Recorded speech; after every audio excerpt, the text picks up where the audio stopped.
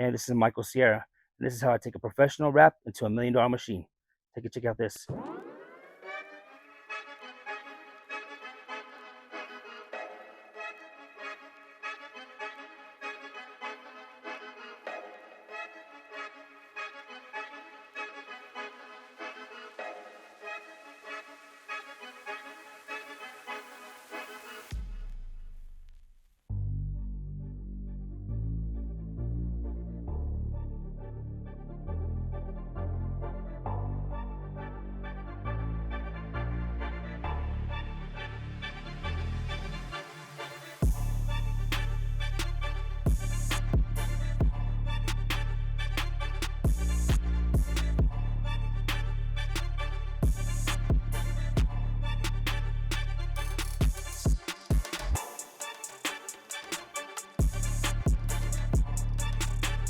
When wrapping a machine, you always want to prep your surface and clean it for any residue or debris that may be on it from shipping. A clean surface always leads to a good wrap. This machine here is our Omni Elite. It's one of our largest machines. Always have a layout, always have your wrap ready and idea what you want to do because it's easy to mess up. With the Omni Elite, it has multiple parts that we have to match up and align up at the certain angles. Like right here has to line up. The sides have to line up with the side wrap. I would take that to mine, and it takes a lot of time, a lot of effort.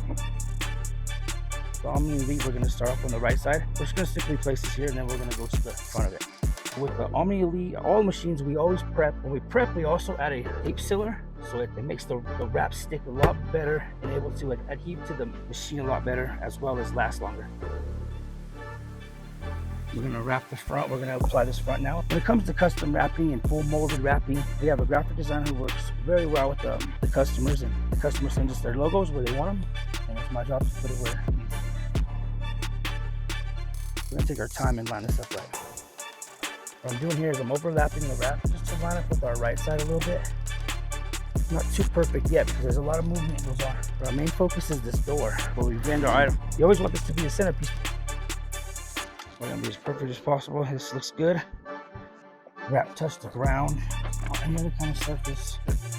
Because you will get debris.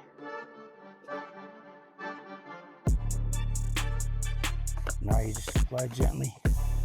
Being cautious of bubbles. Any bubbles or creases.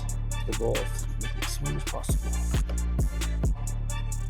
As you can see here, I got a crease that I'm gonna be real careful about because it goes past lettering, and lettering is easily noticeable when it's any kind of changes, you know, molding, when it's flexed or bent.